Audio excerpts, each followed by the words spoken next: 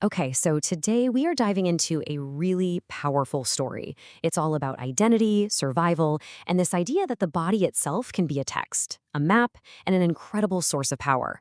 It's about learning the very language of just being. So, right from the get go, the story begins not with a word, but with a smell, a feeling. This one line just instantly sets the stage, you know?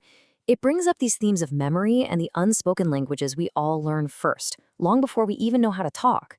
It's a language of the senses. And this is a huge idea in the piece. Before English, before Spanish, the narrator's first languages were learned through just intense observation and through the heavy, heavy weight of everything that wasn't being said. The body itself was the classroom, and it was the text swap. And we're not talking about spoken languages here. No, these were deeply felt, really complex systems of understanding. Think about it, watching a hand, measuring the distance in a room, reading a silence that was louder than any sermon could ever be. This is about becoming fluent in the language of survival.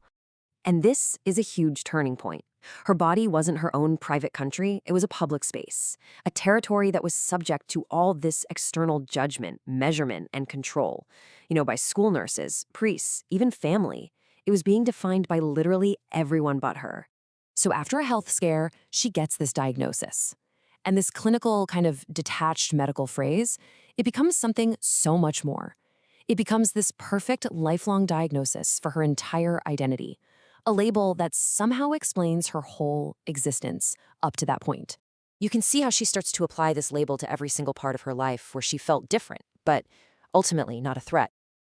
She was atypical, yeah, but benign, provisionally accepted, different but harmless. It's the language of being tolerated, not actually being welcomed. So what do you do with that? Well, this leads her to build a whole new vocabulary for herself.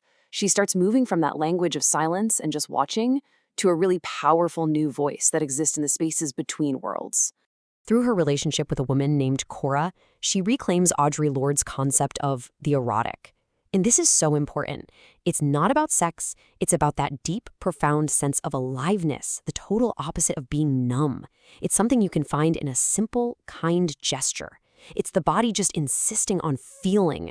And this brings us to this incredible concept of nepantila, a word for that hybrid space she lives in.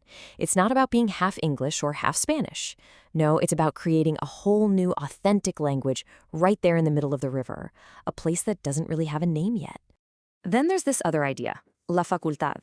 And let's be clear, this isn't just intuition or a gut feeling. The narrator defines it as a sharp, necessary tool for survival. It's what grows in your body when your body cannot afford to be wrong. When misreading a room or a threat could mean erasure, or worse. It's the tax you pay for living in a body the world considers negotiable. So her personal journey doesn't just stay personal, it expands outward. She takes this new language and this new understanding and finds solidarity and strength within a community, specifically a free writing workshop that she starts.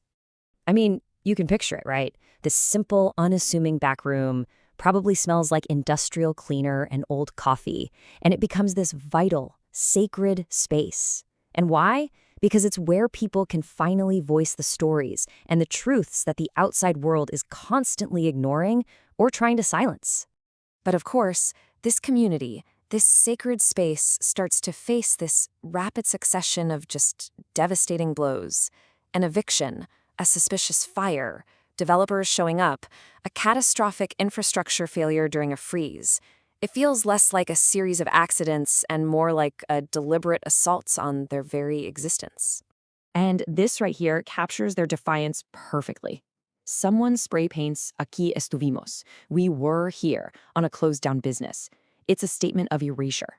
But the narrator's work becomes about insisting on the present tense. "Aquí estamos," we are here. The difference is just one letter, but it contains an entire politics of resistance. And this is where neglect gets a number. It becomes measurable. When the laundromat burns, the narrator clocks the fire department's response time, 14 minutes to arrive on the east side.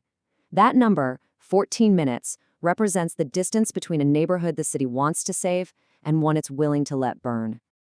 Okay, so all of this brings us to the ultimate synthesis of all these ideas. A language that is forged in crisis. A language that cannot be extinguished. That is literally born from the ashes of everything the community is losing. This is the pivot. This is the absolute turning point. An accusation that her language is dangerous, that it's burning, is completely reinterpreted as a declaration of power. They meant it as an insult, a command to just stop. But what she hears is a statement of fact. You are made of fire. The poetry here is just wow. It uses the geography of the body as a map to understand the world. So the border isn't just some line on the land. It's a mouth. It's the place of language, of consumption, of kissing. It's a place of intimacy that is also painful, that always burns. And this fire, it isn't just on the surface. It's not just a reaction to what's happening right now. No, it's a deep ancestral power. It's the energy that has fueled generations of survival, coming up from below, from the very roots of her being and her community. So ultimately, Lengua de Fuego isn't about destruction at all. It's a language of defiant, creative, life-giving energy. It's the force that takes all that pain and neglect and turns it into poetry, into community, into the very act of continuing to exist. And that brings us to the final powerful mantra. It's not just a personal affirmation, it is a political declaration. It's the community's absolute refusal to be pushed into the past tense. It's the stubborn insistence on their own vibrant, complicated present tense existence. We're left with this defiant, three-word summary of everything. It's a survival that refuses to be framed as a tragedy. It acknowledges the fire, celebrates the life, and insists on the continuation. Burning, alive. Still. And as we finish up, the text really leaves us to think about the languages that we all use to navigate our own worlds, right? The unspoken gestures, the words we reclaim, the communities we build. What are the words, the silences, and the actions that you use to insist on your own story?